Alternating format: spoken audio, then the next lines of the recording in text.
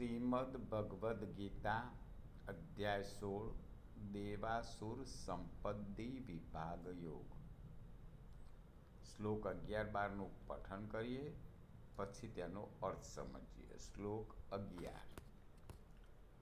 ચિંતામાં પરિમેયામ ચ પ્રલયાન્તામુપાશ્રિતઃ કામોપભોગ પરમા એતાવદિતિ નિશ્ચિતા.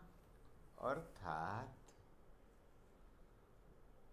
આસુરી વૃત્તિના જે લોકો હોય છે તેઓ મૃત્યુ પર્યંત રહેનારી અસંખ્ય ચિંતાઓનો આશરો લેનારા હોય છે, સતત ચિંતાશીલ હોય છે, વિષયોને ભોગવવામાં તત્પર રહેનારા હોય છે અને આટલું જ સુખ છે એમ માનનારા હોય છે.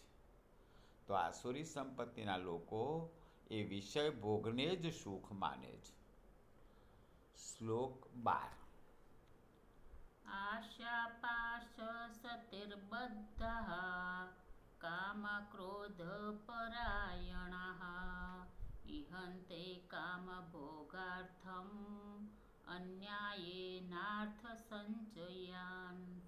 અર્થાત આશાના સેંકડો ફંદાઓથી બંધાયેલા એ માણસો કામક્રોધને પરાયણ થઈને વિષય ભોગોને અર્થે અન્યાયથી ધન આદિ પદાર્થોને ભેગા કરવાના પ્રયત્નો કર્યા કરે છે.